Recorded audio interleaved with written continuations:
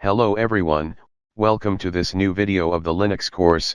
Today we are in the third video of this course and we will be adding new desktops environments. There are many but today we will only add two. The first will be KDE, and the second will be XFCE. In computing, a desktop environment, DE, is an implementation of the desktop metaphor made of a bundle of programs running on top of a computer operating system that share a common graphical user interface, GUI, sometimes described as a graphical shell. The installation is very simple. We go to the terminal and we put apt-get install KDE full. Personally I love the desktop environments. Why? You can choose the best environment for your computer. Don't worry about these commands that you won't understand right now. We will touch on the subject of commands earlier, because it is the most important part of a Linux operating system.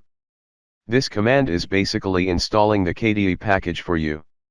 Here the package has already been installed. With the reboot command the computer is restarted. The installation of the package has been very long. As you will have seen, I have cut it so that the video did not stay for a long time without doing anything, but it took me about half an hour.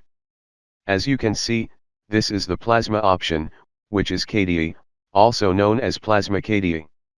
Now we will see the system as it has been. Tell you that apart from looking different, there is no other change. I mean, the files, and all these things are totally the same.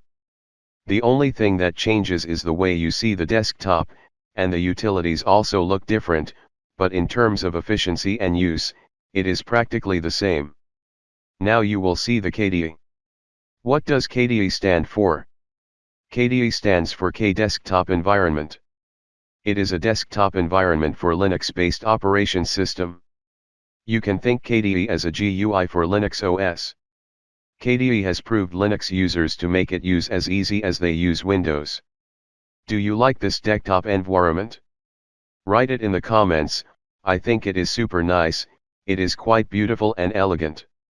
Then we will install the XFCE, which is a little more different.